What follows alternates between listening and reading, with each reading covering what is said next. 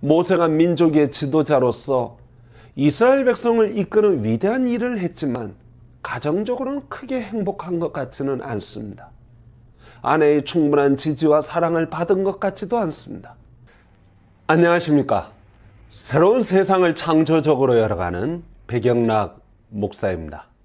오늘은 제가 모세의 아내 십보라에 대한 이야기를 한번 해볼까 합니다. 모세는 이스라엘 민족의 위대한 지도자요, 하나님과 맞대면하여 십계명을 받은 선지자였습니다.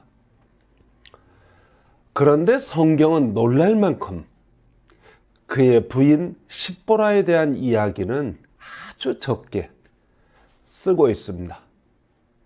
출애굽기를 보면 십보라가 딱 3번 나옵니다. 출애굽기 2장 21절, 4장 25절부터 26절, 18장 2절 3번 나옵니다. 이 3번의 구절도 사실 해석하기가 참 어려운 본문입니다.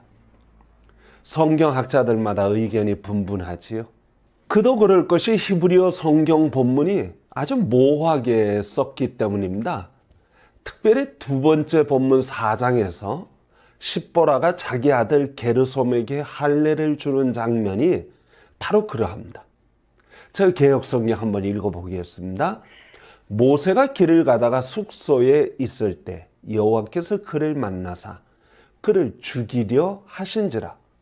십보라가 돌칼을 가져다가 그의 아들의 포피를 베어 그의 발에 갖다 대며 이르되 당신은 참으로 내게 피난편이로다 하니 여호와께서 그를 놓아 주시니라.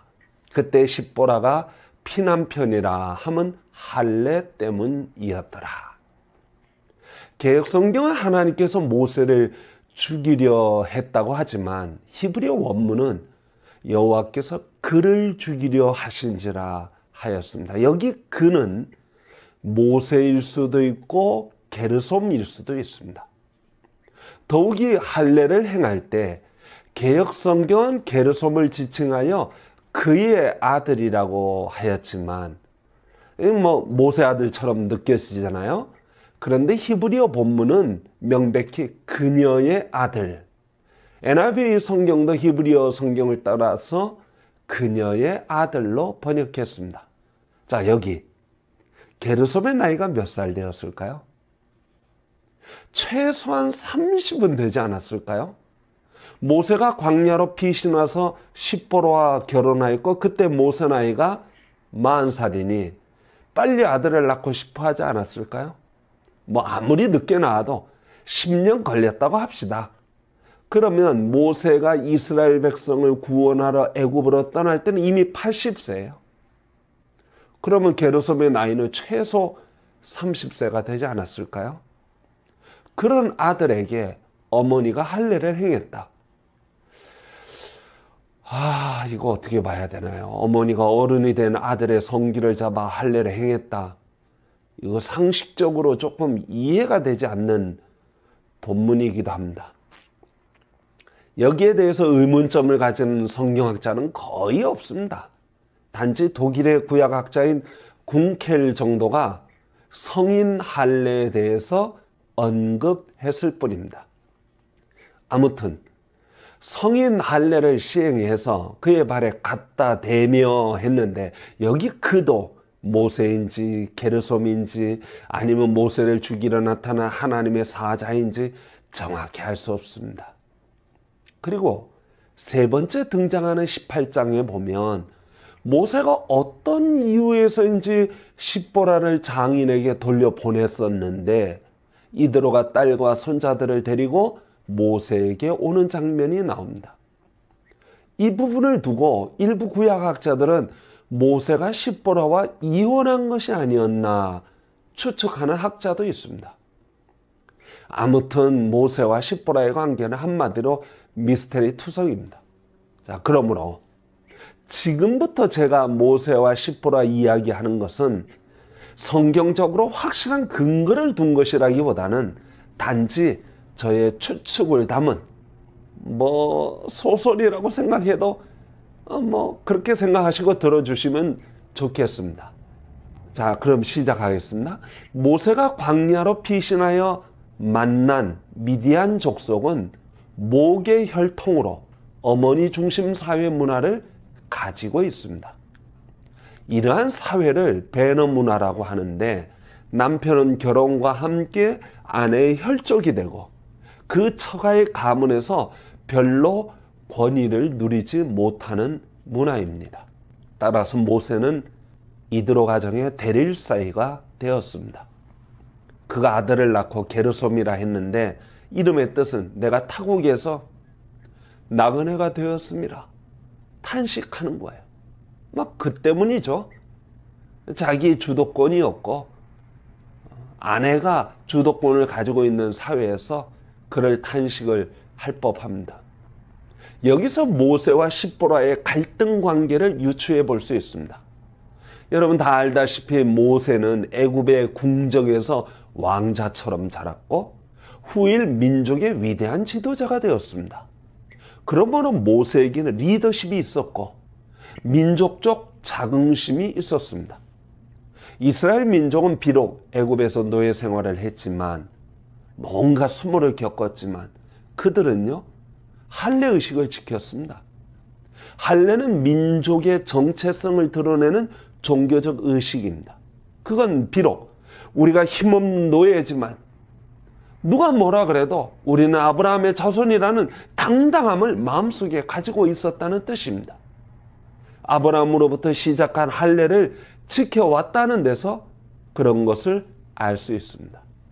그런데 십보라 역시 가정의 가장으로, 여장부로서 양을 치면서 가정을 주도적으로 이끌어 가려고 했음이 틀림없습니다. 따라서 이스라엘 민족의 정체성을 뜻하는 할례를 행하는 문제는 모세와 십보라 사이에 갈등이 되었음은 분명합니다. 십보라는 모세의 뜻을 따르지 않았고 자기 문화권의 풍습대로 자신이 가정의 주도권을 가지고 할례를 안 했습니다. 카일 델리츠나 월터 카이저 같은 구약학자는 모세가 십보라의 뜻을 존중해서 할례를 행하지 않았을 것이라고 하였습니다. 부부가 서로 뜻이 맞지 않고 주도권을 놓고 서로 다투게 되면 가정이 피곤해지죠. 제가 생각하기에 모세와 십보라의 결혼 생활은 행복하지 않았을 것 같습니다. 이러한 배경에서 출애굽기 4장에서 게르솜에게 할례 주는 장면을 보아야 할 것 같습니다. 하나님은 이스라엘 민족을 구원할 자로 모세를 부르시고 이제 모세가 애굽으로 나가려고 하는데 하나님께서 갑자기 모세를 죽이려고 하십니다. 그게 모세가 아니라 게르솜이라고 해석해도 무방합니다. 그건 하나님께서 이 모세와 십보라 가정의 문제를 확실히 하지 않고는 이스라엘 민족을 구원하는 일은 있을 수 없다고 결정하신 듯합니다. 이때 십보라는 비로소 자기가 잘못 생각했음을 깨닫고 게르솜에게 할례를 행합니다. 출애굽기 4장을 보면 십보라가 지금까지 가정의 주도권을 가지고 있음을 알 수 있는 대목이 나오는데, 게르솜을 그녀의 아들이라 하였고 할례를 아버지가 행하는 것이 아니라 어머니가 행했다는 점입니다. 그녀는 지금까지 가정의 주도권을 가지고 있었습니다. 그러나 이제 결정적 순간에 아들에게 할례를 행하면서 당신은 참으로 내게 피난편이로다 외쳤습니다. 여기 피난편이란 뜻은 할례의 피로서 결속된 남편이란 뜻으로 이제 나는 남편에게 속했습니다 라는 뜻입니다. 그러니까 이제 가정의 주도권을 남편에게 주었다는 뜻입니다. 대가 무척 센 여인 십보라의 길을 꺾는데 이 모세나 혹은 게르솜의 죽음이라는 극단적 방법을 하나님이 동원하셨던 것 같습니다. 그럼에도 불구하고 둘 사이의 관계가 완전히 회복된 것 같지는 않습니다. 성경에서 언제인지는 밝히지 않지만 모세는 십보라와 그의 아들을 고향으로 돌려보냅니다. 일부 성경학자는 모세와 십보라가 이때 이혼한 것이 아니었나 해석하지만 제가 보기엔 그건 너무 지나친 해석 같아 보입니다.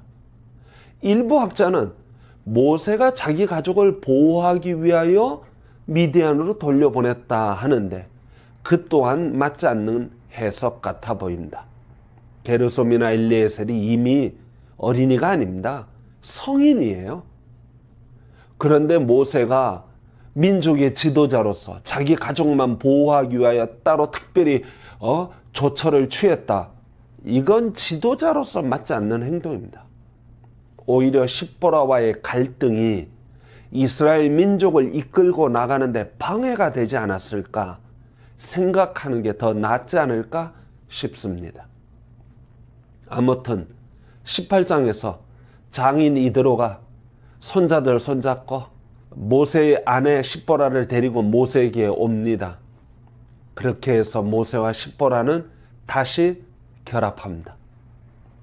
그 이후 둘 사이의 관계나 다른 이야기는 성경에 등장하지 않습니다.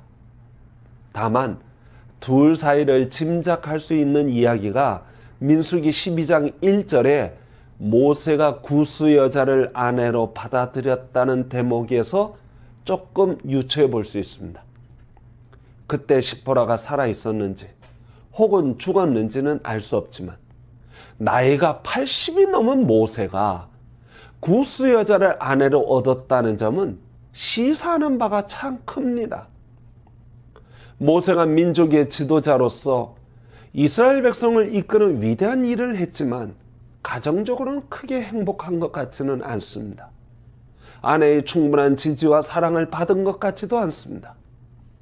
그가 비록 나이가 많지만 구스 여자를 아내로 받아들였다는 점은 그동안 모세가 인간적으로 고뇌를 많이 했을 것 같습니다. 그도 인간적으로 행복하기를 원하지 않았을까요? 물론 여동생 미리암은 그러한 모세를 이해하지 못하여 비방하다가 하나님의 징계를 받게 되죠. 어쩌면 하나님은 모세의 마음과 입장을